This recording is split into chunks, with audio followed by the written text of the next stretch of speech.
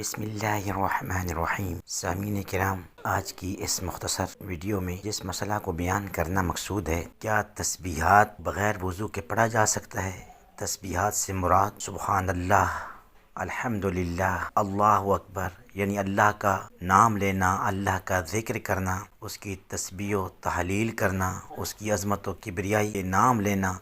ان ناموں کو، ان تسبیحات کو اللہ تعالیٰ کا ذاتی نام ہو یا صفاتی نام ہو یا کلمات مقدسہ جو اللہ تعالیٰ کے ذکر پر مشتمل ہوتے ہیں، جس طرح کہ سبحان اللہ و بحمدہ سبحان اللہ العظیم، جس کے بارے میں آیا ہے کہ کلمتان خفیفتان علی اللسان ثقیلتان فی المیزان حبیبتان الی الرحمن، کہ دو کلمے ایسے ہیں جو زبان پر بڑے ہلکے ہیں لیکن میزان میں وزن رکھنے والے ہیں، بھاری ہیں اور اللہ تعالیٰ کو پیارے ہیں۔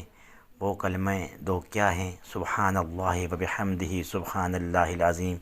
تو یہ ساری تسبیح و تحلیل کیا بغیر وضو کے پڑھی جا سکتی ہیں؟ پڑھی جا سکتی ہیں بغیر وضو کے، لیکن تقوی اور پرہیزگاری کا تقاضا ہے کہ وضو کر لیا جائے۔ بہرحال یہ تو ایک تقوی اور پرہیزگاری ہے، مستحب اور مستحسن عمل ہے کہ وضو کر لیا جائے، لیکن اگر بغیر وضو کے بھی پڑھا جائے تو اس میں کوئی گناہ والی بات نہیں ہے، کوئی حرج نہیں ہے۔ اسی طرح قرآن کریم کو مس کرنا بغیر وضو کے یہ گناہ ہے۔ لا یمسہ الا المطہرون، سورہ واقعہ کے اندر ہے کہ بغیر وضو کے اس کلام پاک کو نہیں چھوا جا سکتا، وہی اس کو مس کر سکتے ہیں جو پاکیزہ ہوتے ہیں۔